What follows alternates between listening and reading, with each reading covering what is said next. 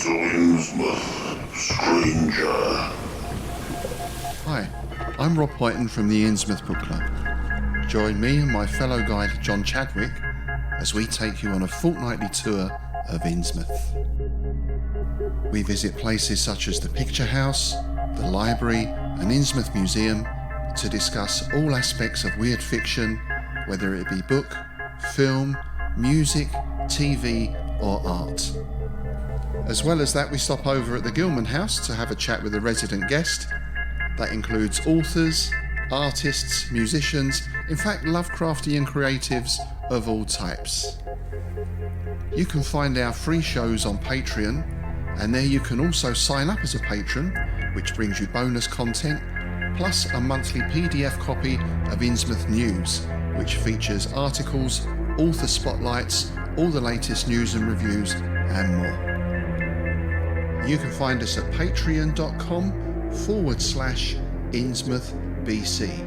We hope to see you soon, because remember, Innsmouth isn't just a place, it's a state of mind. Hey everyone, it's me, DB. New sponsor on the show, Glarry. Glarry offers a great price and better quality goods and services for music lovers. Are you looking for good prices, free shipping, 100% quality guarantee? Glarry's got you covered. Guitars, bass guitars, mandolins. They've got saxophones, trumpets, drums. They've got guitar cases, amplifiers, all the stuff that you need without having to break the bank. Inexpensive doesn't have to mean cheap. Check out the show notes to find more about Glarry. 20-watt amplifiers for under $50. Hard cases for your electric guitar for under $80. Guitars themselves for under $90. Come on, folks, check out the show notes. Get a Glarry. This episode is brought to you by California Tea House. California Tea House is a family-owned tea store where you can find some of the world's best loose-leaf tea and organic herbal tea blends. Like a fine wine, there is no comparison between fine loose leaf and common broken leaf tea bags. So, check them out. Check them out. They have quite a bit of pretty awesome tea collections. I'm a huge fan of their white teas. They have a tea club that you can join, but, they've got green tea, black tea, white tea, oolong, that Robios and herbal tea. They've also got teaware. So check out California Tea House in the show notes.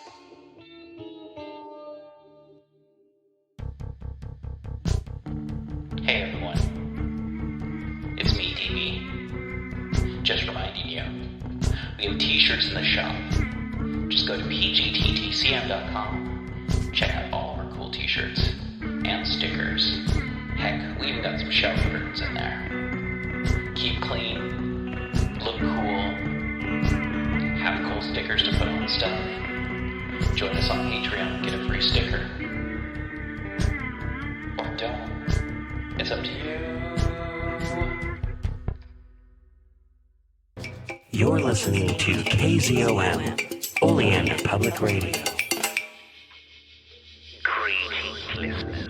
It is I, DB Spitzer and Farmer Dave, here once again to talk to you about the Cthulhu Mythos, its books, its monsters, its unfortunate human casualties, its timeline in general, and even its tangential bits, like the dreamlands or things of a weird nature that are Lovecraftian leaning.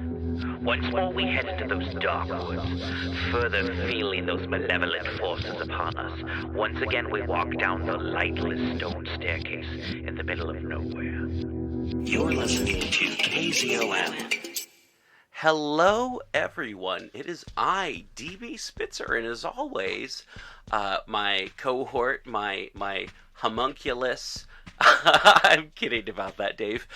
David Heath, Farmer Dave. How the heck are you doing this week? I am well. I hope everybody else is too. I'm doing pretty well myself. We have some pretty cool news coming up, especially for Dave, who I don't think knows that there's something pretty special going on his farm right now. And right now, Today we're going to be talking about some flying fishermen, I think, or who's this guy? So Nodens. We'll talk a little bit about Nodens and why he's associated with the sea. Oh, okay. And after that, we're going to be talking about Dave and I's personal concepts of things that we like in D&D and like the type of games that we like to play, because the fact that after Nodens, then we go on to a big chunk of what season 16 is going to be about. And Sweet 16. Sweet 16, because, we do 2 episodes a year because we're The Walking Dead or something. Or like what The Walking Dead used to be like, when it was like 2 episodes a year, or like British broadcasting. Yeah. We're like prestige cable, or like British broadcasting, except we generally have a lot more episodes a year than, like, say, The Young Ones, or Mind Your Manners, or Tisn't the Tea a Bit Cold, or Slovenly Boys of Westerfield. I'm just making names up. You had me going till the cold tea. Yeah, but Slovenly Boys of Westerfield, I think, would be a pretty amazing TV show, and we might make it potential. Yeah, we might make it a real fake show for a real fake show for this show. So, oh man, I have to write that stuff down. So, everyone, what else are we talking about, Dave? So we are talking about Nodens, and I believe we are talking about the god of the Ewoks, Nub Nub. Oh, cool. It's Yogan Nubber. Oh, no. We're not talking about those guys. We're talking about D&D. So, we've got Bat Squatch Festival going on next week, I believe. Next week, there's a little bit of confusion because apparently it was scheduled on the same time as the big Bigfoot conference in Boring. Yeah. And the people of Boring wanted to come here, so it's been moved back a week. Yeah. So, we've got people camping between here and Boring, which... that's good camping. That's not bad, actually. Except for the closer you get to Oleander, the creepier it gets. And the cows. And the cows. Too. And the chupacabras. Yeah. See, chupacabras don't mess with cows. It's goats that they mess with. They don't mess with my goats. I know. That's why you're at a higher elevation than chupacabras can climb. Yes. Yeah. I mean, it all comes down to math. Math and geology and geometry. So, something I wanted to let you know about, Dave. We've got Sasquatch Festival going on next week, and sometime in late August, we have the North American cat president elections. And there is a barn cat by the name of Thomas that apparently resides on your farm that is going to be a nominee for cat president this year. Well, that's good, because he would make a great cat president. I mean, old Yankee Doodle is retiring and can't be cat president anymore. Has one life left and is just like, I want to go retire in Thomas Jefferson's library and sleep there because I've been cat president since the Eisenhower administration. So... and that's regular Eisenhower administrations, not cat administrations. Yeah. So this cat has been around since the 1950s, which is pretty crazy, but also had the old Yankee Doodle is also the only cat has ever been exposed to the super soldier serum. So old Yankee Doodle is a pretty old cat. Fought in the Cold War, and also has been cat president since the 1950s. So, there's this weird thing going on that they need a new president, and someone elected threw their hat in for Thomas. Like a bunch of people threw their hat in for Thomas. So we've got a new cat president going on, or new election going on, and yeah. Vote for Thomas. Yeah, Not we're that humans can vote for a cat. no. But you can buy T-shirts that are for Thomas, and if anything else comes up, we'll let you know. But we're gonna have some T-shirts for Thomas for cat president, and then you can explain to people what your T-shirt means, and support Old Yankee Doodle, and also of course, buy a T-shirt for Thomas and any future cat presidents in the future, which, hey, if Thomas gets elected cat president, he's cat president of North America. And that means maybe we can tour with Thomas. I don't know. All right. Oh, I'm looking forward to the election for the cat president of North America. Me too.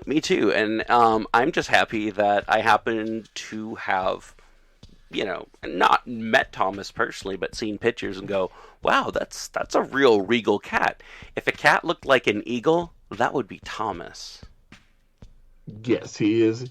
He is probably part eagle. It's just too expensive to do the DNA test, but that's more reason why he should be president of Cats of North America. Definitely. All right, so Dave, check 1, check 2. I'm ready. Yeah. Okay. So let's talk about that guy who drinks coffee all day. Me. Something I've been loving these days, these nights, these cool summer nights when the sun goes down and the heat goes away. Breathing? Copper Cow coffee. But I don't use water. I use vodka for a cold brew method, and then I pour it over ice and then put a little bit of seltzer water in it and sip it while I look at the night sky and go, oh, hey, there's Aldebaran. Oh, there's Taurus. And actually, you can't see Taurus right now. It is not the fall. But I do look at the night sky and I think about stuff, and I don't know, project my astral oral projection into the they're sky. two different things. Yeah. Just chill. But Copper Cow coffee, and you just take one of the tea bags, put it in an old glass jar, pour vodka over it, stick it in the freezer for about 5 days, pull it out, and you don't even have to pour it over ice at that point. And if it's something like the churro or the lavender or whatever, pour it over ice, make a snow cone, bust out the Snoopy snow cone machine. You can do so much stuff with it. I personally like to take the alcohol that I make with this and then pour it over ladyfingers, make a tiramisu with all of the mascarpone that I can make. But I make my own mascarpone from goat's milk that I get from Dave. So, yeah, Copper Cow coffee, you can use it for baking. You can use it for just your morning coffee. You can stick it in an espresso pot.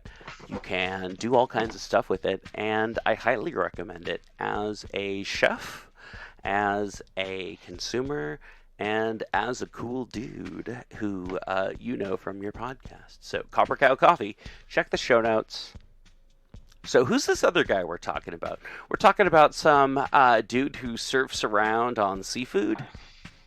So, Nodens, and like some of the other names, such as Hypnos or Dagon, Lovecraft didn't invent Nodens. Yeah. Nodens was a Celtic deity who we don't know that much about. Okay. And the truth is, we don't know much about a lot of the... And I violated the great law. I call them Celts. They're Celts.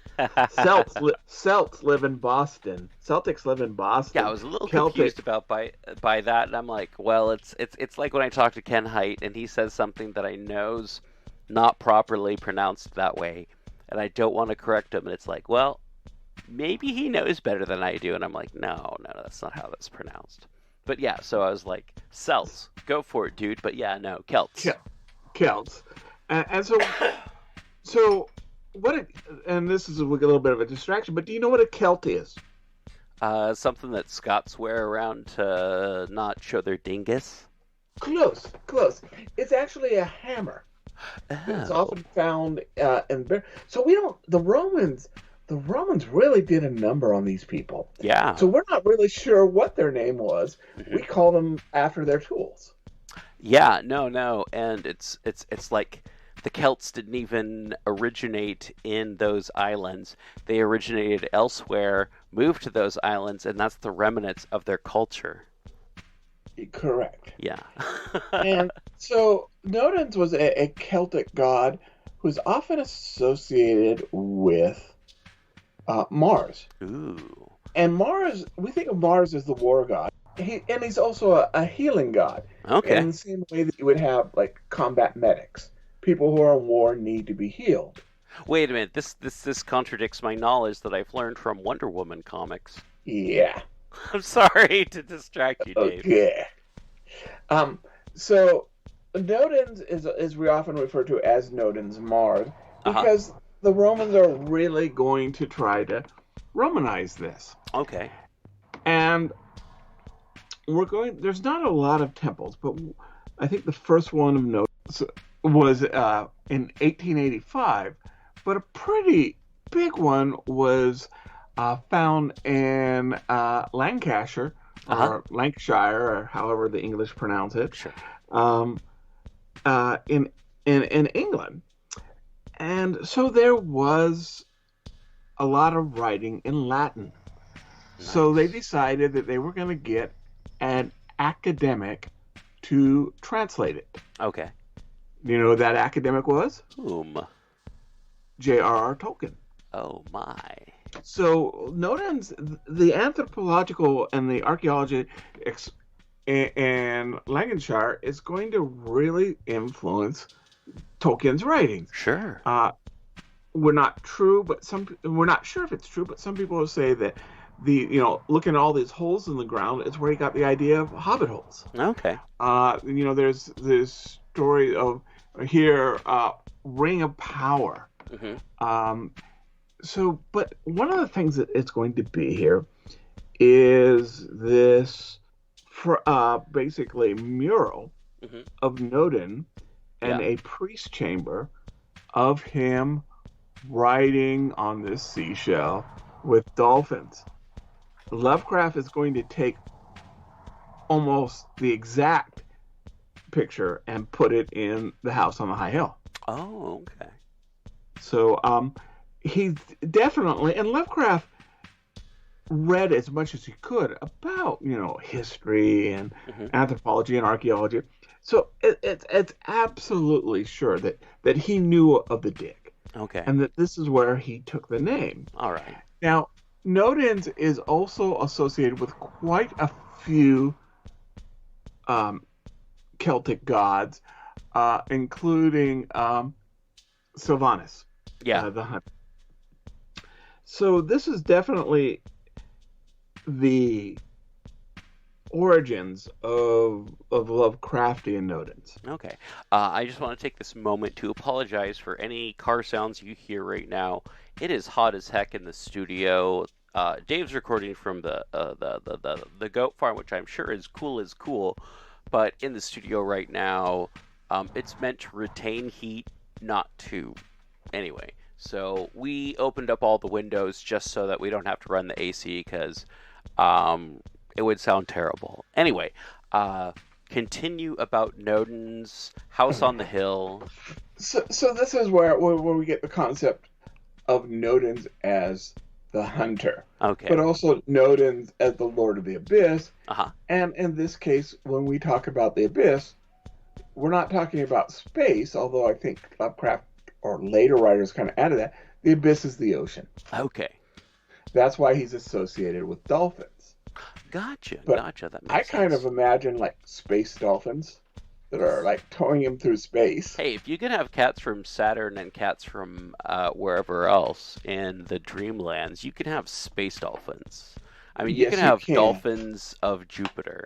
And Why not? Why not? I mean, Jupiter and Saturn are gas planets, and why couldn't you have some like silicone-based dolphins or something that fills the ecological space that dolphins do of whatever the hell dolphins do. And just like how there's like certain animals that are kind of like giraffes or sharks or whatever, and in an alien world you would have something that would fill that ecological space. You would have space dolphins, is what I'm trying to say, when it comes to like Jupiter or Saturn. But maybe they don't exist in 3-dimensional space. They exist in 4th, 5th, and 6th-dimensional space. And they, Nodens is able to make them crash through that barrier. And we see them and we go, oh, those are dolphins, I think. But that's also like Hounds of Tindalos, have kind of like the evolutionary point of a hound, even though they even though they exist in like multi-dimensional points of space and time. I don't know. Yes, they do. Now, Nodens, though, the creatures that Lovecraft associated with them Sure. were the night gaunts. Oh, yeah. And he's seen as the father of the night gaunts and the master of the night gaunts, and we talked a little bit about that last week. Now, Nodens seemed almost as the good guy in the Cthulhu Mythos. He's Yeah. He's like he's supposed to be the good guy, but how much does he care about people versus how much he cares about the Earth is something that I've played up quite a bit. Yeah, that's a great point. In the graphic novels, Fall of Cthulhu, the followers of Noden are the hunters, and they're the good guys, and they're fighting the minions of Cthulhu, but they don't care who they get in the way. They don't worry about collateral damage. Yeah, no. I see like followers of Nodens almost being like esoteric eco-terrorists. Like they want to preserve Earth and like Earth's dimensions at whatever cost. Is the way I've always like played followers of Nodens, like especially in like Delta Green. I'll have them being like people who like not like put like a porcelain spike in a tree so that it can't be seen with a metal detector, but like they're the kind of people who put like, I don't know, the 5th dimensional equivalent of a porcelain spike that interferes with great old ones doing anything in like lower dimensions. They're kind of like the people who are like in higher dimensions who are like, hey, great old ones, leave those monkey people alone. Kind of like almost like Green Lantern Corps, but the Cthulhu Mythos. Okay. Yeah. And what kind of, and I think that's a lot more what Lovecraft had anticipated. Sure. Now, Nodens helps, supports Randolph Carter, and as well as the preacher and the strange strange high house in the mist. Yeah. But he's not necessarily the good guy. No. He's helping the protagonist. Yeah, no. There's something about the strange high house in the mist that makes me think about like Twin Peaks mythology, like Yes. with like the oh shoot, did I just like lose? No, okay, cool. Like with the Red Room, or like the Black Lodge. The Lodge, yeah. Yeah. It's this place that exists out of time and space, and you just have to take the right trail. It's like maybe if we're talking about like D&D cosmology, it's maybe part of a route of Yazdril that may if you go up the right way, you get to the high house. If you go down the wrong way, you get down to ghouls, and you have to deal with that garbage. But yeah, no. I think it like fits in with the cosmology of like the Dreamlands. Like maybe it's some sort of like at some point in time you kind of like cross from the prime material plane into whatever the Dreamlands are. If we're talking D&D, I think it's part of the astral plane. I'm not quite sure, but no, I wouldn't say that.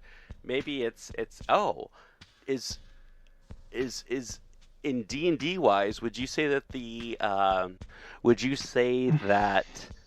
Dreamlands are the Feywild or the Shadowlands?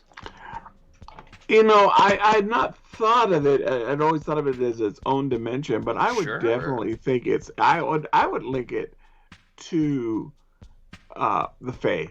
Yeah, I was thinking about it. It's like, where are you gonna find Jinn, and what are ghouls originally? And it's like they've got all kinds of like, it's.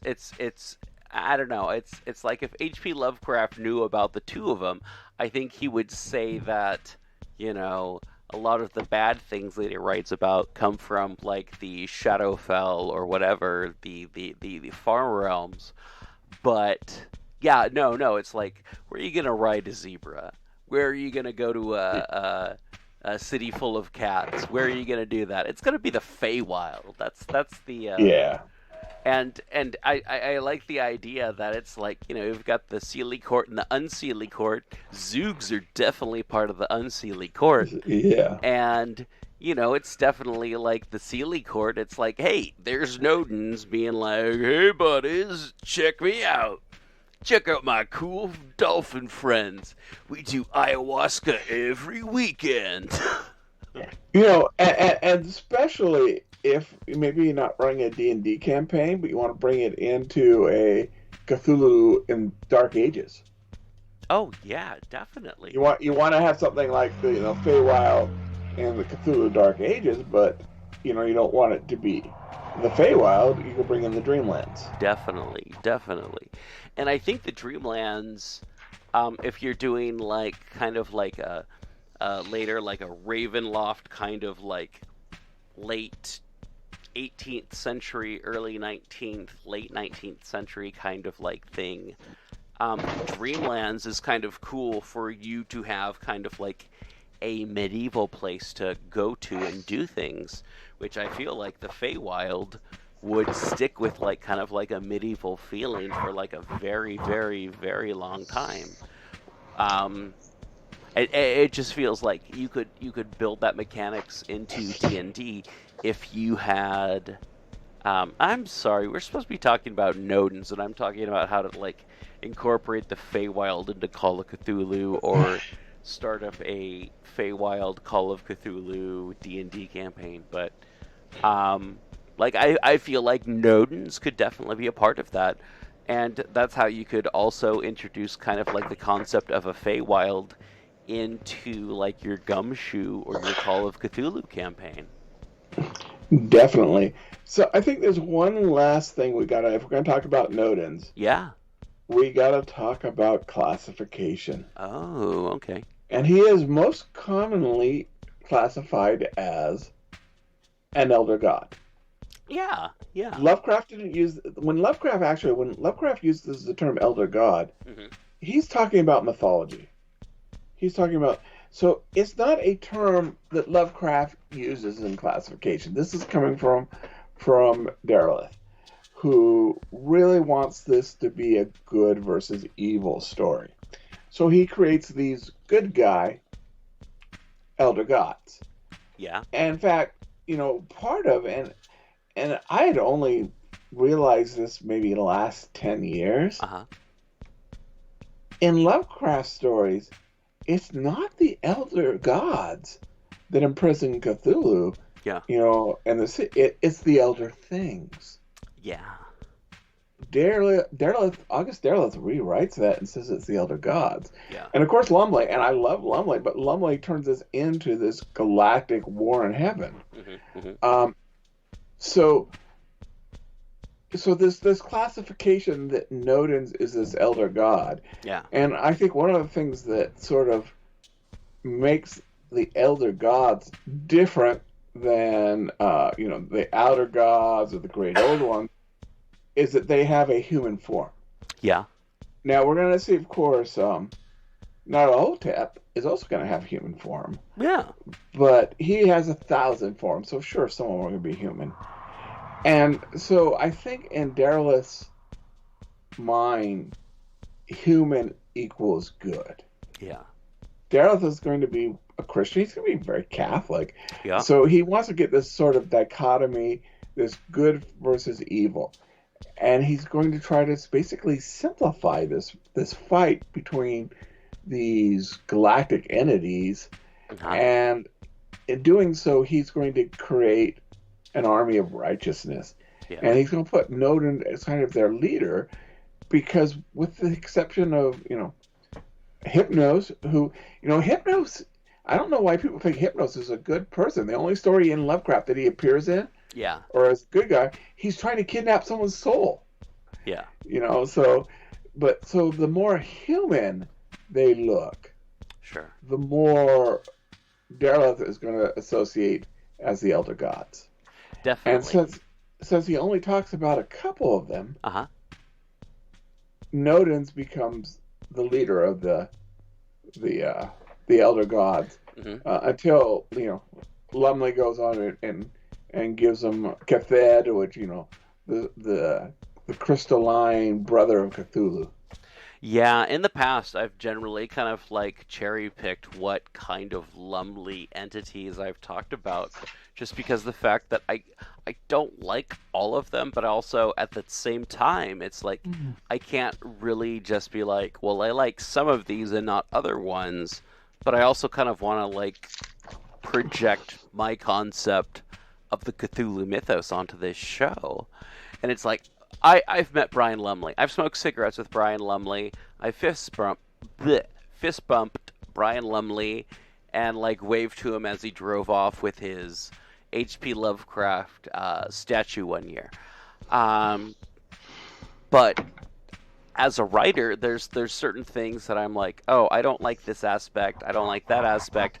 I love this aspect. Like the mother of Night Gaunts, I think, is really cool, and it's not just because I like boobs. It's just it's a cool concept, but also at the same time, there's positive members of the Cthulhu Mythos that I'm like, I don't like this so much, but I do like Nodens as a concept in the Cthulhu Mythos. It's kind of oh, these great old ones, they're messing up the place. They're making Earth a terrible place, and I care about the oceans, and I care about this, and they're doing this to the oceans, and they're doing that to the oceans, and they had a battle in the ocean one time, and it was a mess. And it's Nodens cares about old Earth. He's an old Earth god who's don't mess up this place. Hey, you kids, pick up your star spawn and get out of here. Exactly. That's why he's got an old beard. All right. Anything else you want to talk about with Nodens? I think we pretty much covered Nodens. Quick question: what do you think a Temple of Nodens looks like? So I think it was Lindsay Park, which is the actual Temple of Nodens. Yeah. Which I think that's what I would use. I mean, maybe in the Dreamlands, it's like this huge, giant seashell turned into a building. But if we're talking on terrestrial versions, Yeah, say we're talking about like Earth and like a little bit south of San Diego. There's a Temple of Nodens on like the Mexican border, kind of over by Tijuana. There's a Temple of Odin's of Nodens. What would that be? So, and let's say a modern one, if it was like, say, the Esoteric Order of Dagon, I think it would be a hunting lodge. Okay, all right. But if you're going to do like a historical one, I'm pretty sure there are maps out there where you can get, just online, of the Temple of Nodens at Lindsay Park. So it might be maybe it's the visitor center built on an actual Nodens temple. I was thinking it is like a boat rental place for like fishing and stuff like that in like Tijuana, and you can like go out and get swordfish and stuff like that, and it's all like going out there to do like a ritual to Nodens. Every time they're like sending tourists out there, they're doing a ritual to Nodens just to like build up their power and stuff. But what they really want to do is get a little bit further out to those islands that are out there where there's some fish people doing stuff that Nodens doesn't care for too much, hey? And throw the hand grenades over the side of the boat. And I know we're going to get some hate letters because I called them Celts instead of Celts. No. But also, so it's not Lindsay Park, it's Lydney Park. Okay. It's the Temple of Noden. So if you're looking it up, it's Lydney. Okay. Yeah, we rarely get hate mail about stuff because we correct stuff in that episode. But yeah, no, I feel there's a lot of different way to use Nodens. I think Nodens is awesome for like coastal stuff. Like if you've got like deep ones, you're probably not going to have a Temple of Nodens anywhere near that unless it used to be a deep one city, used to be a deep one colony, used to be a deep one settlement. But, Nodens is there now. I'm sure Nodens is kind of like, tired of all these MFN deep ones in my coastline. So, anyway. Prepare for a spine-tingling, nerve-shattering podcast featuring all your favorite monsters. You won't believe your ears when you listen to Monster Kid Radio. Hear your host, Derek M. Cook, and his ever-rotating stable of guests discuss your favorite classics and sometimes not-so-classic monster movies. Subscribe to Monster Kid Radio through iTunes or Stitcher, or visit monsterkidradio.net before the next weekly episode of Monster Kid Radio. Go through the archives for interviews with Sarah Karloff, Victoria Price, and Joel Hodgson. Listen to discussions about movies like Creature from the Black Lagoon, Island of Terror, and King Kong. And don't forget convention coverage from Monster Bash and the HP Lovecraft Film Festival, Classic Monsters, Modern Talk, and the Head of Rondo Hatton, only on Monster Kid Radio.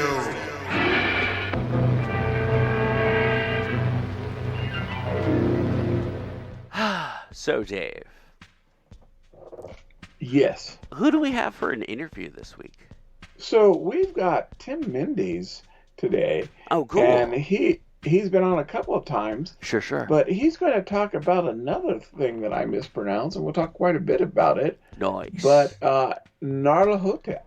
Oh, cool. Or Narla Hotep. Well, that's or as cool. I call him, Gnarly Hotep. All right. Well, that's kind of a lead-in to next season, where we're going to be talking about Narla Hotep for about a few months. We're going to be talking about aspects of Narla Hotep, and then we're going to be talking about cults of Narla Hotep. And it's just, season 16 is just going to be, about that dude. But Mr. N. yeah. Before we get on to that, though, here's some ads. And then after that, Dave and I are going to be talking about the Dungeons and the Dragons both. All right. You can't have your D&D until you listen to your ads. Exactly.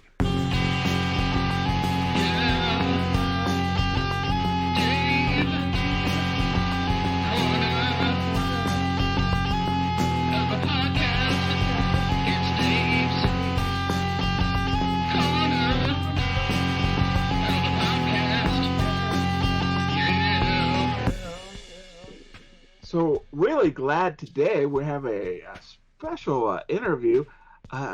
Someone who's been on the show before, but I'm really excited to talk to him about what we're going to be discussing today. Tim Mendees.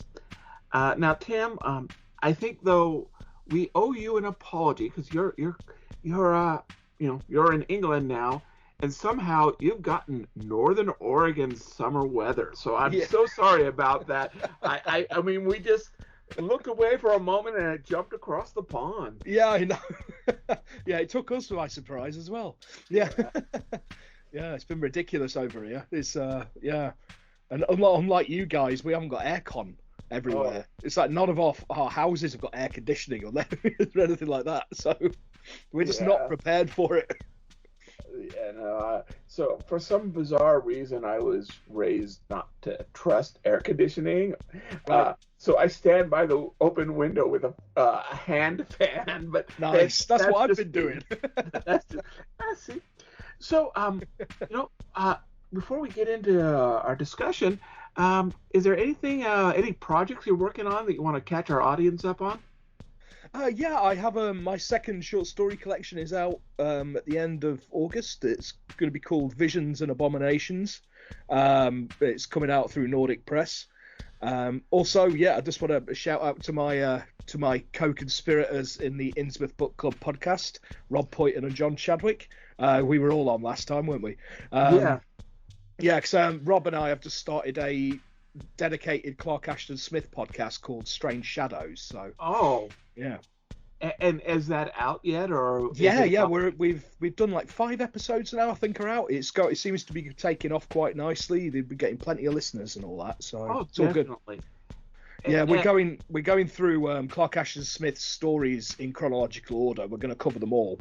So we're up to what are we up to now? Resurrection of the Rattlesnake is the next one we're recording. So excellent. And where can we find that? It's on Buzzsprout. The Innsmouth Book Club podcast is also on Buzzsprout. They're both on Patreon as well. Okay. So yeah, people can sign up to be patrons, or you can just listen to it for free on Buzzsprout. But as patrons, obviously there's exclusives and all that kind of stuff. Amazing. Yeah. So for a long time, Clark Ashton Smith was also, I hate to say this, but he was kind of the also ran. There's Lovecraft and Robert E. Howard, and Clark Ashton Smith, and I think people are finally, not during his lifetime, but now people are sort of rediscovering him on his own. Yeah, definitely, and that's something I really want to do with this podcast, is because I've been a fan since I was a teenager, but I guess it was the same at the time. He struggled to get his work in things like Weird Tales because it was seen as too highbrow by Farnsworth Wright. He saw it as too highbrow for Weird Tales, and it drove Smith insane. He's just like, I'll just publish my work. So it's nice that we're working off a series of books that have collected everything he wrote. Oh, nice. It was Hippocampus Press that put them out, so we're working from them, so they're available again. It's all out there, so I'm hoping he'll finally get the recognition he deserves. Oh, definitely. And of course, we're not here to talk about Smith, but nope. Of course, I'm sure you know that he was introduced to Lovecraft by basically a fan letter from Lovecraft. Yes, who said, "You're a better poet than I'll ever be." Funnily enough, we did our first Patreon exclusive last weekend, me and Rob, and we did the letters. We were focusing on the letters between Lovecraft and Smith, and that is one of the letters that Rob read out. So, Okay, yeah, I'll talk to DB. Make sure we get some links for you. Oh, nice one. So we're here though to talk about something that I have probably been mispronouncing most of my adult life. I think we all have. So we're going to be talking about Narla Hotep, or Narlatep, or Gnarly Hotep. So let's start off. How do you pronounce it? Narla Hotep. Okay. Yeah. Different again. Okay. And yours is probably the correct way, because the people who know more than me pronounce it that way. But right.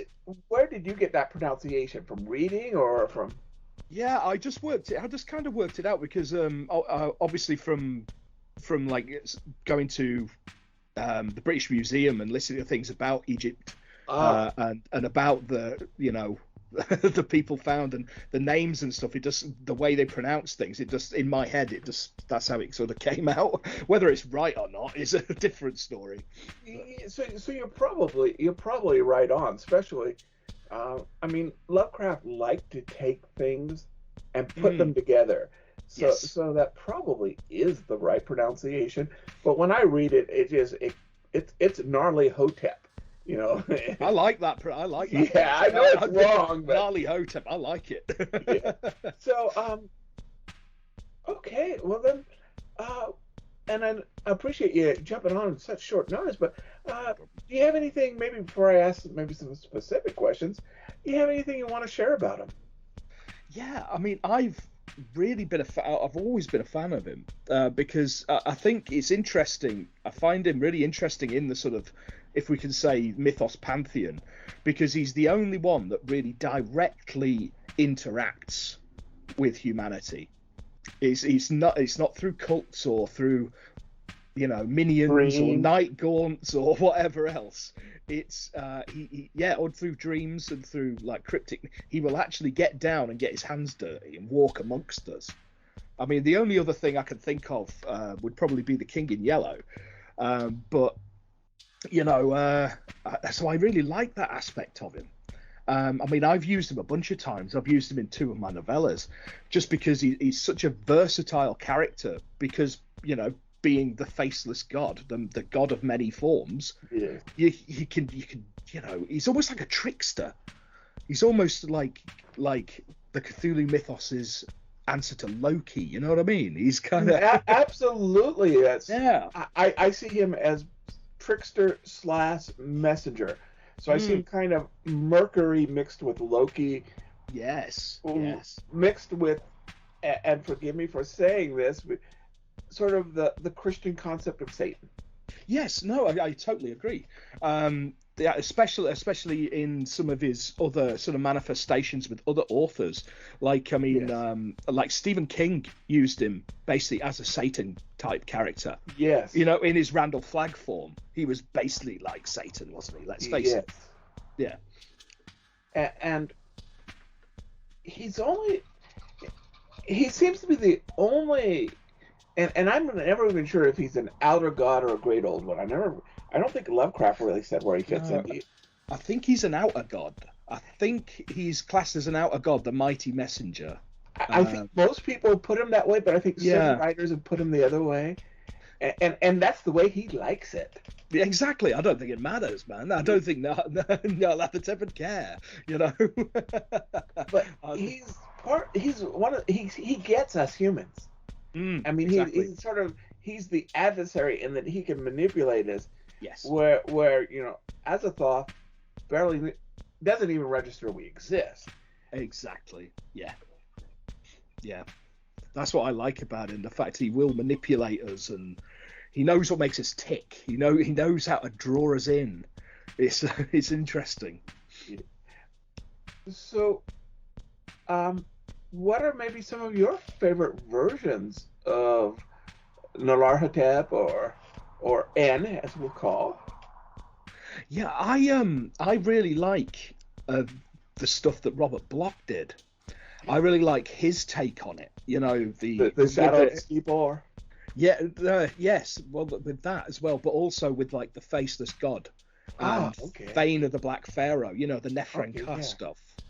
Because obviously the like Neferenkar was an avatar, wasn't he? Yes. Yeah, the same way the Haunter of the Dark was an avatar. Again, the god of many forms. I really like, one of my favourites is The Faceless God. It's one of the most bleak and hopeless stories I've ever read. You know, the guy who's he discovers the idol under the sand to Narla Hotep, and you know the people tell him to not to gaze on it. He gazes on it, and he's basically chased across the desert by it, and you know that's basically the story, but it's so grim. So another favourite of mine was The Snout in the Alcove by Gary Myers. Oh, okay. It's a lesser known one, but that has a really nice take on it. Yeah.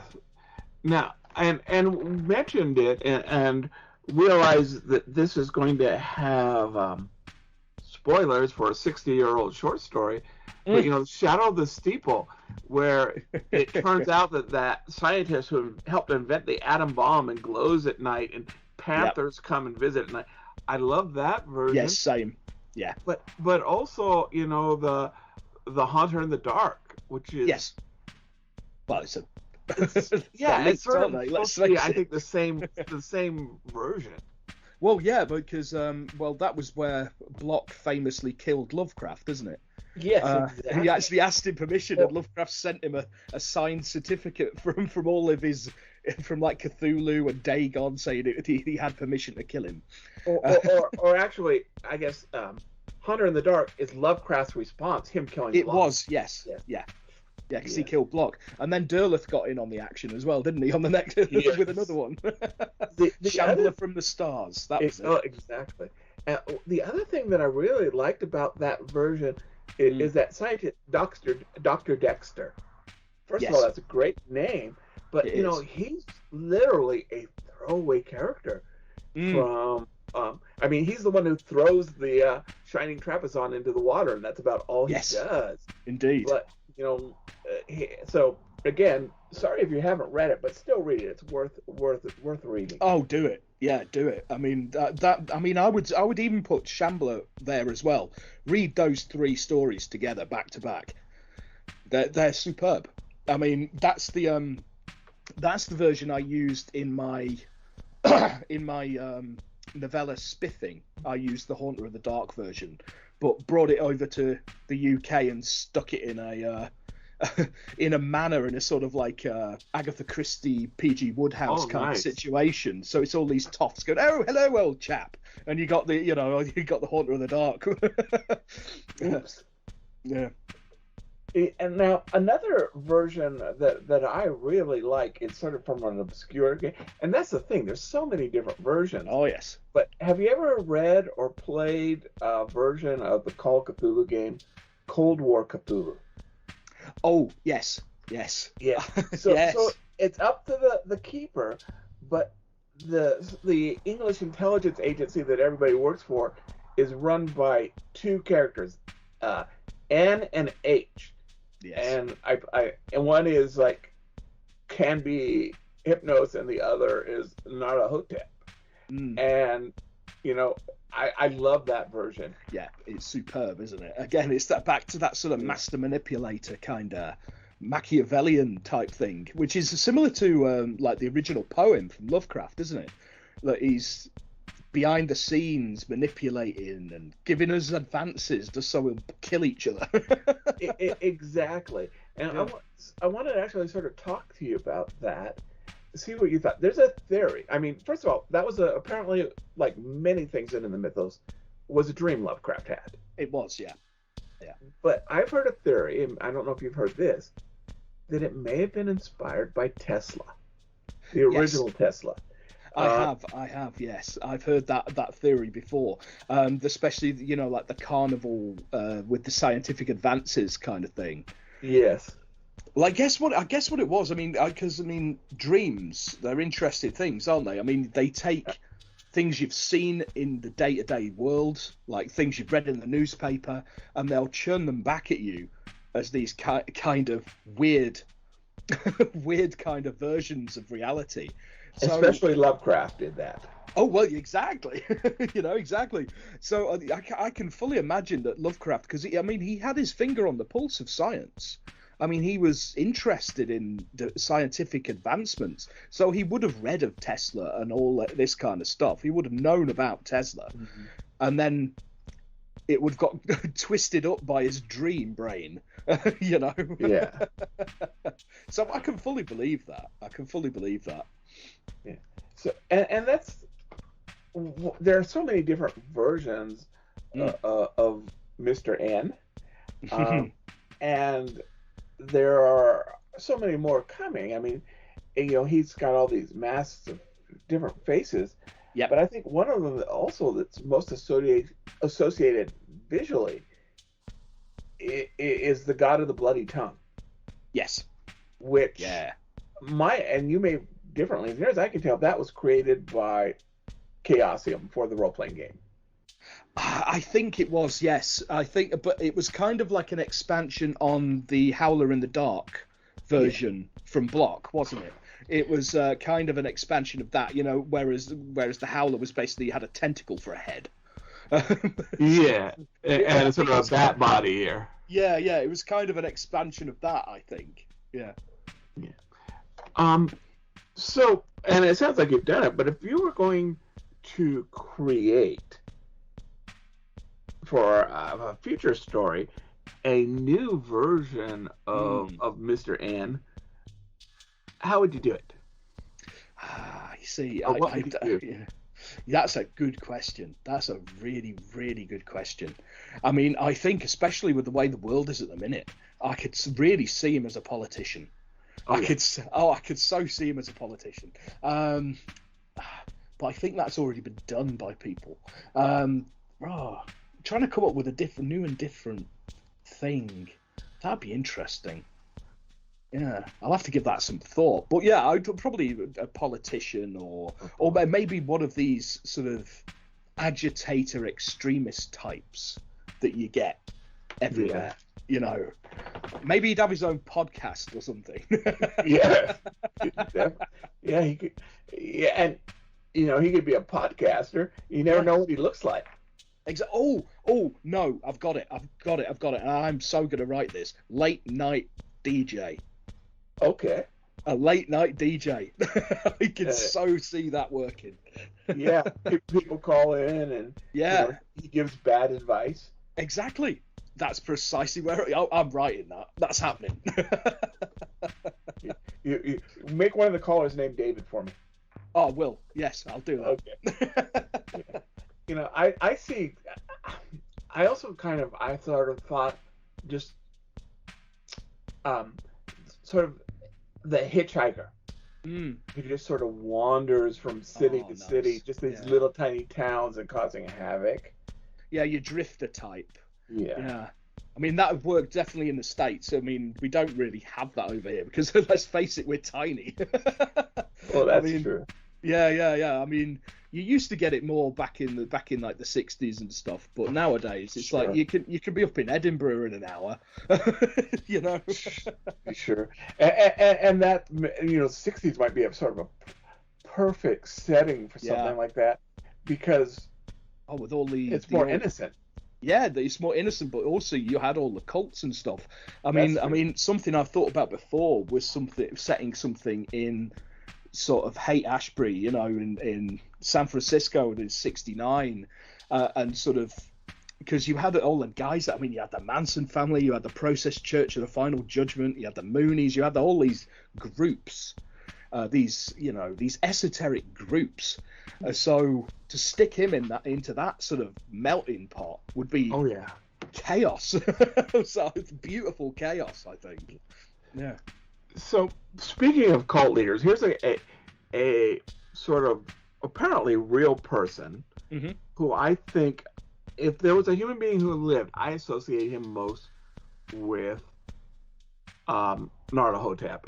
Yep. And that would be Indrid Cold. I don't know if you're familiar with the Indrid Cold legend. It rings a bell. It's not one I'm that familiar with, but it does ring a bell. So he basically was So you can read about it in the Mothman Prophecies. And where he contacts one of the persons, basically he's the smiling man. He always smiles. That's disturbing for a start. Exactly. And things have sort of changed, and one of the guys who saw him actually, or daughter claims to has published a picture of him. It doesn't look anything like what he is supposed to have been described or what we think of. But if you look up pictures now, they make him look like the Joker. I mean, so people who draw the pictures, they're definitely influenced by the Joker. Yeah. And so I would say, if Narla Hotep was a real person, if Indrid Cold was a real person, we don't know, that would be them. Nice. Yeah, I could totally see that. I can totally see that. Mm-hmm. That's an interesting one. So he's kind of like a folk figure kind of cult leader. I'm going to have to look into that. That sounds interesting. It is, yeah, definitely. And I would encourage listeners too. There's a couple of good. I mean, he's most associated with John Keel's book, The Mothman Prophecy. Yes. But definitely, and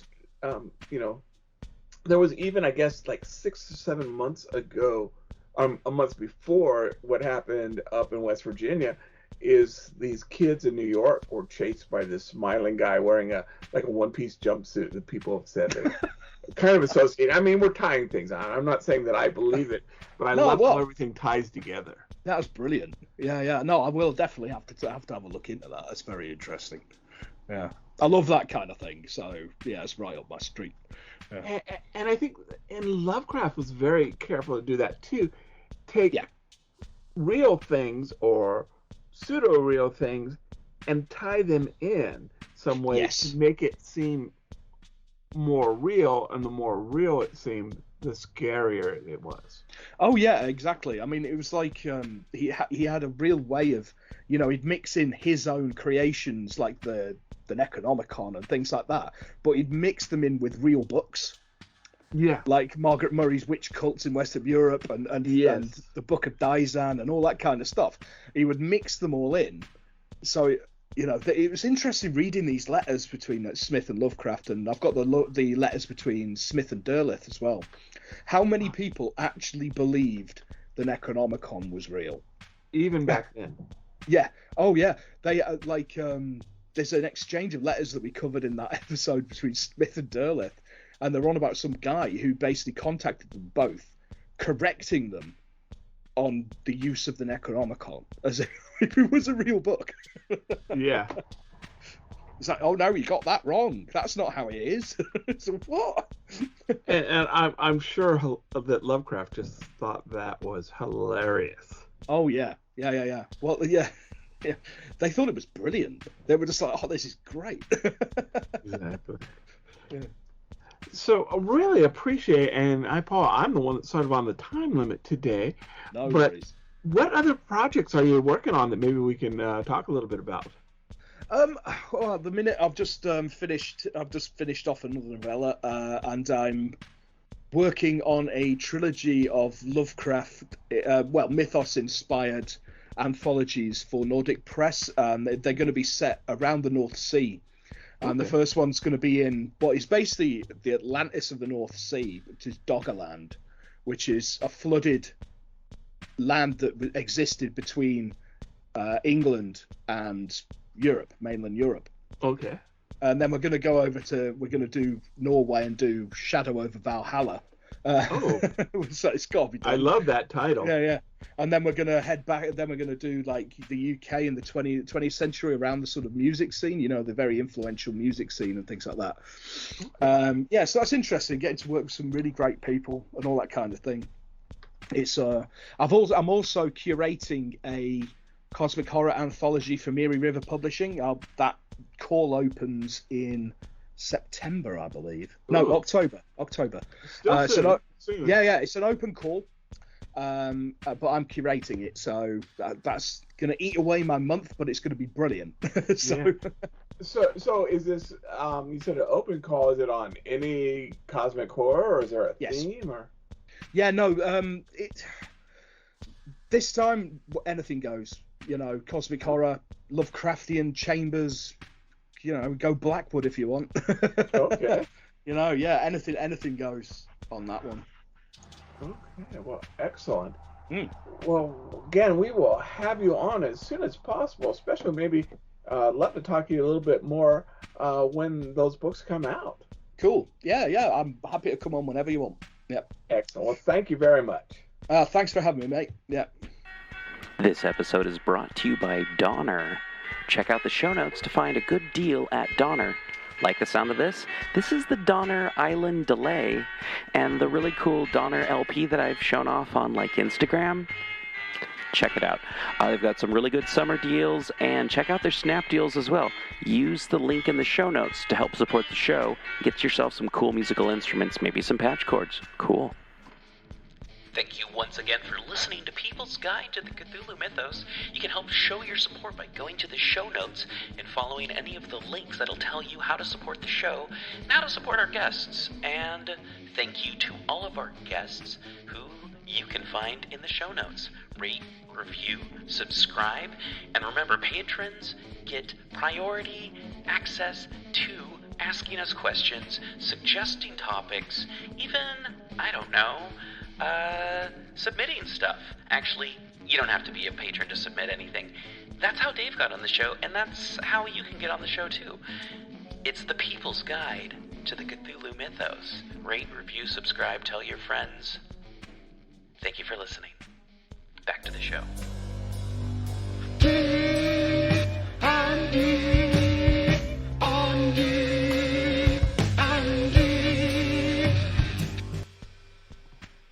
Hey everyone, it's me and Dave, and we're talking about Dungeons and Dragons, and, well, honestly, a bunch of other RPGs, if we're going to be honest. I mean, we spend a lot of time talking about all kinds of RPGs, and this week we're actually going to talk about D&D a bit more than we normally do.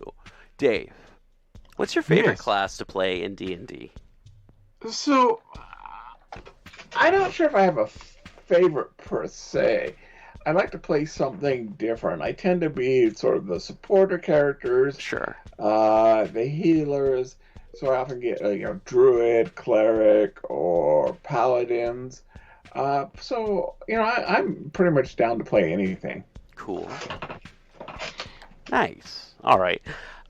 In the past, I've liked to play bards because I thought it was fun to play bards, or I play whatever I think at the time is fun to play, and like lately I'm like, ooh, I want to play a warlock. I want to play a warlock whose great grandfather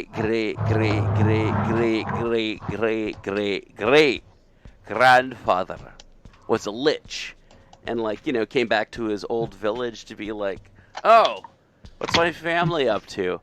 And meets a kid and is like, oh, hey, what do you do? I make shoes. It's like, can you make me shoes? I'm your great. Oh, yeah, no problem. And it's like, the kid's not afraid of, a skeleton with his hand and his eye missing. And, he's like, I don't have feet missing. I need some new shoes. And they're, really nice cobbled boots. And it's like, this kid's a really good cobbler for his age. And then the undead is like, here you go. Here's some magic powers.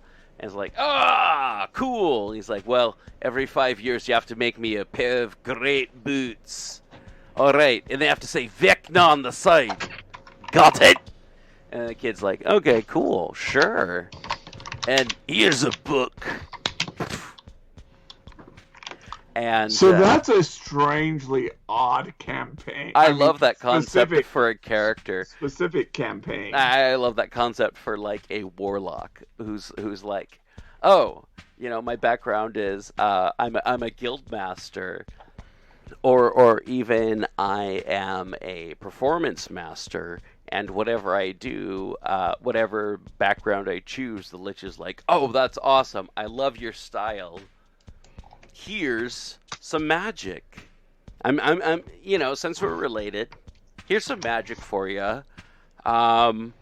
just like, do your awesome stuff for me every once in a while.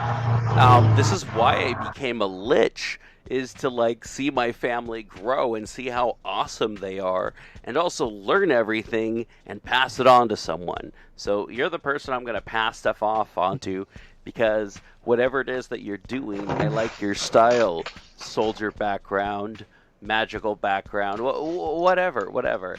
And this is how you, like, I don't know, maybe multi-class in Warlock, or just start out as a Warlock, is you have, like, this demigod, or, I don't know, maybe your great-great-great-great-great-great-great-great-granddaddy set up the Tomb of Horrors. Whatever it is, you're related to a super powerful lich. And it's not like a sorcerer. It's like, oh yeah, no, I get these powers magically because of the fact that I am related to a lich. It's like, no, I have a pact with this dude. He's going to show up from time to time, and I have to make sure I have, like, something nicer than the last time, or he's going to be a jerk about it. Like, yeah. I love that concept. And I do like the Warlock character. Yeah. I think too, it's probably one of the better ones for new players to play. Oh yeah, definitely. And definitely, like, the Eldritch Blast. Oh, Eldritch Blast is awesome. So yeah, as the spellcasters, and you don't necessarily have to be an evil. No, because you can, there's celestial warlocks too. Yeah. So, I think you just have to be like, well, I don't know. Can you be like chaotic good and be a warlock? I mean, a celestial warlock. I think so, because I mean, I don't think that they've really put in as many alignment restrictions as there used to be. Yeah. And one of the things that I would say, too, is I think that there are unicorns chaotic good. Okay. And really powerful unicorns can be a celestial patron. Okay. Because I was telling this concept to Dusseldorf the other day, and Barbacoa, and Barbacoa was like, you just want to be a lich all the time. And I'm like, yeah, I figured out how to make every class a lich, even fighters. And Barbacoa is like, that's pretty cool. I'm not going to talk about that. That's like a secret, maybe a Patreon thing, like my how to make a fighter into a lich. But if you remember second edition, that there's ways to do this stuff.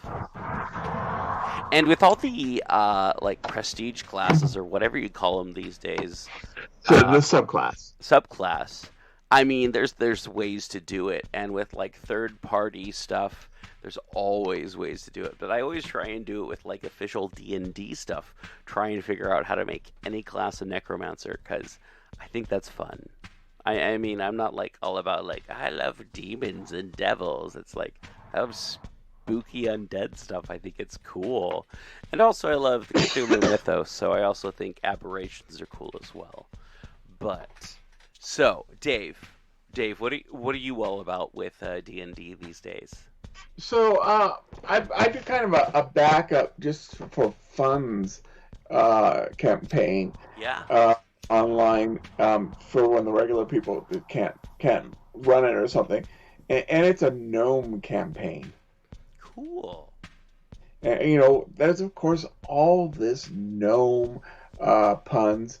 They're the gnomies. There's no place like gnome, sweet gnome. But it's kind of a cyberpunk kingdom where they're basically friends / entourage of one of the princesses who is an alchemist, and they were being attacked by zombies. The zombies had come back, so she was going to drink this powerful potion that she made to make her into this great warrior to wipe out the zombies. but she got it confused with her drug stash, and so she sat that one out, just sort of blinking and looking at her hand. Okay. Yes, but so yeah, that's sort of my main sort of, and it's just a backup. If the main DM can't play and the backup DM can't play, then I bring that out. All right. That sounds like a fun campaign. And I was going to say, if anyone is a gnome, it's you, Dave. I feel like when it comes to like D&D races, I'm like a half elf and you're a gnome. Okay. I was thinking maybe dwarf. I was a dwarf, but yeah, maybe. I think you're more of a gnome than a dwarf. Dwarves are like, I'm a hardy, I like to build things. And it's like, I feel like gnomes would have be like, I'm hanging out with my goats today. I might do some work. I might go into the office. Oh yeah. Also, all my gnome campaign, they do all ride they do ride goats, except for the barbarian gnomes. Uh-huh. They ride hogs. They call giant hogs. They call them Harley Davidsons. So yeah, like I said, there's a lot of puns in that one. That's fun. So what would you recommend for dungeons for anyone? I haven't ran any canned or adventures since Oh, I'm not talking about that, Dave. I'm talking about what would you do to slow people down in dungeons? What are some of your favorite traps? What are your favorite concepts in dungeons? So I like so the one where we're going, and I'm not sure when we're gonna be playing next. We ended in a cliffhanger where it was literally the Indiana Jones boulder was chasing us down the corridor. Yeah. I'm a big fan of the arrows out of the wall trap. Nice. And I think that's one thing I kind of back in my day when we played basic D&D and we scoffed at the expert because there was no fourth level. No, but one thing I would say about some of the newer players, there's a lot more puzzle solving. Sure. I think in the game, a lot more, and I think that's good. I think that's a growth in the game. Oh yeah, no. I've been involving puzzle solving since 2nd edition, like 89. I really got into puzzle solving. Granted, I only started playing D&D in 86, but by 89 with 2nd edition, I was involving a lot more puzzles and traps. And one of my favorite puzzles and traps, if you don't mind me hopping in right here, is lodestones. Lodestones in the floor, lodestones in the ceiling, lodestones in the wall. And you have like a long corridor that is full of lodestones, and you just increase the amount of lodestones. And then if you can, like, towards the end, figure out a way to make it like wild magic or dead magic, so that wizards think that their stuff's not working either. It's like with lodestones, it's like you have to take off your armor because it's like gonna stick to the ceiling, and figure out a way to get it off. Another favorite of mine is like corridors of slime, where people have to figure out, like, there isn't like a solvable puzzle element to it. It's not like, oh, if you do this and do this and do this, and I'm going to supply you with 2 sticks that are this length and that length, and then you can get across the chasm.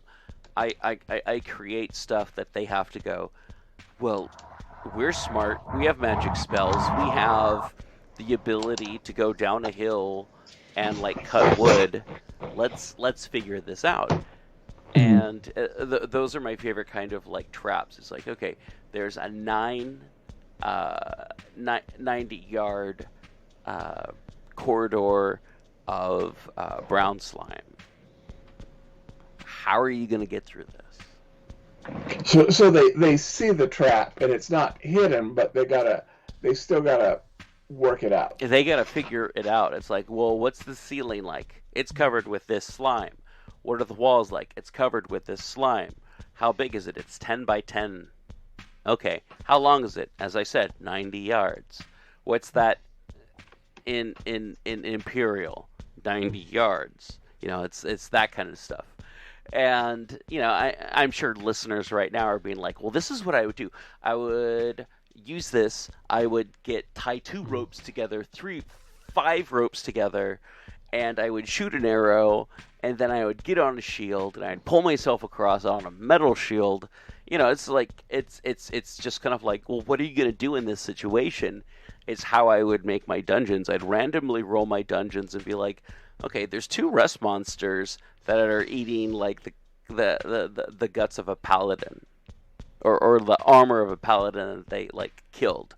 How are you going to get through this room? You know, just kind of stuff like that is how I used to build dungeons, and kind of still how I do build dungeons. But I'm sure you have more to say about dungeon building and stuff like that. Yeah, so it's definitely something that has evolved for me. Oh, yeah. And it's gone sort of from these random rooms that don't sort of make sense to why they're there, to, you know, random wandering monsters, to part of the story. Oh, yeah. And I think that the more that it sort of fulfills the story, so, you know, what was this? Was this a dwarf, mine? Was this an actual dungeon where people were kept? You know, what is... Give it a history. Is it a temple complex? You know, the more of a story, I think, the better the story is. I mean, that sounds sort of silly when I say it, but yeah, the more of this, the dungeon itself becomes an NPC. I like to let the players build their own concept of what the dungeon used to be. They're like, oh, this place is this big, and it had this stuff in it. I bet this used to be this. And I'm like, roll a d20. And then I roll a d20, and then I roll another d20 and be like, they're like, oh, I can't quite tell what it is. And it's like, then you see this, and then you see that. And they're like, oh, I totally know what it is. And I just build stuff off of stuff that they're like, worrying about at the table, and it's like, oh, I think this might have been a temple to this, or it might have been a temple to that, and I kind of weigh that stuff out. It's like, I like to let the players randomly build the dungeon for me, and I'll just roll stuff on this behind the screen, and I mean, it's fun, and then you have to like maybe pull in elements from like a published adventure or something like that, and be like, yes, it's the blind vampire Lord Icar who built all of this, because the fact that he's trying to lure adventurers of a certain level to turn them into very powerful ghasts for his army. Yeah, or to feed his vampire children. Or... Yeah. And you know, it's like I really kind of feel like you choose 3 subtypes, and you kind of like, or three like undead. Like I like to go with undead, constructs, and then maybe aberrations together. And like that's the main type of stuff that you're going to deal with in that dungeon. If you do research, you'll be able to figure out the fact that that's what's in that dungeon. But if you know, and then next time, like, grab something else, you know, beasts, magical beasts, and fae, and then have that take place in like kind of like a forest dungeon. Or you could do something that's like, oh, it's kobolds and a corrupt silver dragon in a desert, and you just have like kobold types and like dragon subtypes, or silver dragon subtypes of some sorts. It's and I love using like constructs, because constructs and traps, they could be thousands of years old. Oh yeah. Yeah, and if you have like constructs that maintain traps, if you have trap constructs, if you have like some sort of like ancient juggernaut that is just, trained to run over people in this expansive area around a castle. You could do so much stuff with constructs, with undead, and it's one thing. I've had like dungeons where you have like an ecosystem that it's like undead do this, and then the aberrations feed off of like rats that have like created an upper colony, and it's just this thing.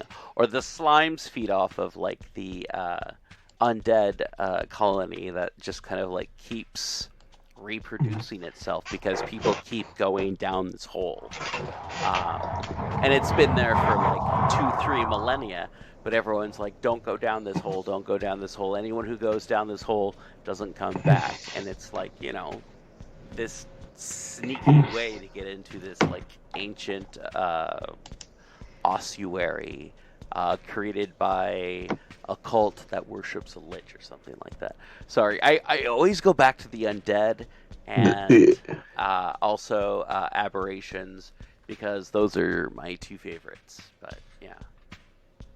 No, that's perfectly, that's perfectly fine there. Yeah. I mean, I know the game is called Dungeons and Dragons, but it's like dragons are a lot of the time too powerful, especially with their legendary things that they can do. And it's ugh.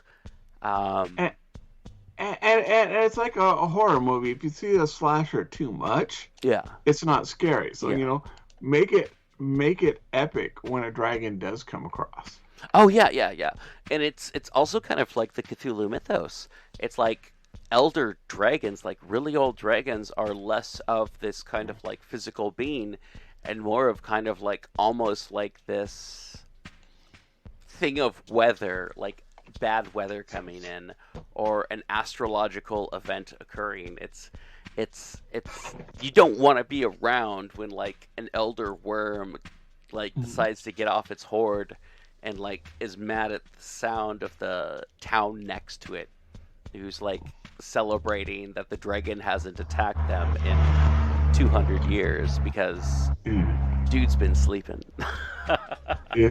Or that they are, they have this greater than ancient dragon does have a body that maybe once an hour a month it sort of goes into its body, but the rest of the time it's a spiritual entity. Oh yeah. And make it a warlock patron. Oh yeah. Or hey, let's mix stuff up. Let's not create a Draco Lich. Let's create a Demi Draco Lich, which is just a dragon's head that hangs out on a pile of like insane wealth, like deep inside and bones. And what? And bones. Of course, and bones. And maybe he has like a bunch of kobolds that are necromancers, and like necromancers who are like lizard men, and necromancers who are humans, but they all have three distinct cultures around a volcano. And the Demi Draco Lich lives like not necessarily in the caldera, but near the caldera. Maybe you have like some sort of Draco Lich who's like all about the cold, or all about the ash plane, or it's like you could put Draco Liches, or like this concept of Demi Draco Liches anywhere, and I feel like anyone could be like, oh, your eyes are made of gems, good thing me and my gnome buddies love gems, you're the coolest dude ever, Demi Draco Lich. Thank you, buddies. Let's party. It's like You should get something. Oh. There you go. Yep, sorry, I hit the wrong button. But yeah, no, I think that's and it also sort of it creates sort of a not, I don't know what you call it, ancient urban legend. It's not a myth yet. Yeah. But it creates a history. Definitely. Anything else you think we should talk about with D&D there, Dave? I think that we pretty much D&D'd it. All right. Well, these are a few of my favorite D&Ds. When the cobalt bites. Okay. Hey, if you have a song, if you have something funny you want to send in, if you have a picture, if you have anything, send it in. We won't make it into a T-shirt, but we will show it on Twitter and Facebook. And Dave, what do this is the last episode of the season. What's going on next season? So we're gonna have a lot of Narla Hotep, but other than that, I think we're just keeping on down the Cthulhu alphabet. Sounds pretty cool. All right. Well, everyone, we'll see you in season 16, and have a great summer, and we'll talk to you sooner than later. Bye. Bye. People's Guide to the Cthulhu Mythos was filmed in front of a live studio audience. All guests of People's Guide to the Cthulhu Mythos stay at the Westerner Inn on scenic Interstate Boulevard in Portland, Oregon, overlooking the train tracks. Wardrobe provided by Autobahn 9000, and music, as always, by D.B. Spitzer. Produced and edited by D.B. Spitzer in Portland, Oregon. And guests information edited and produced by David Heath in Estacado, Oregon. If you want to contact us, find us on social media. We are PGTTCM or People's Guide to the Cthulhu Mythos on Twitter, YouTube, Facebook, and Instagram. We are also an audiobook that you can listen to on a weekly basis, where we have weird fiction, strange fiction, horror, and all kinds of other stuff. Sometimes it's mythology. Sometimes it's just public domain fantasy book. And thank you again for listening. If you want stickers, contact me, and I'll give you an address for a self-addressed and stamped envelope, and I'll cram a bunch of stickers in there. All right. Thank you again so much, everyone, and we'll see you next week. We'll be talking about Narla Hotep. All right. See you then. You're listening to only an hour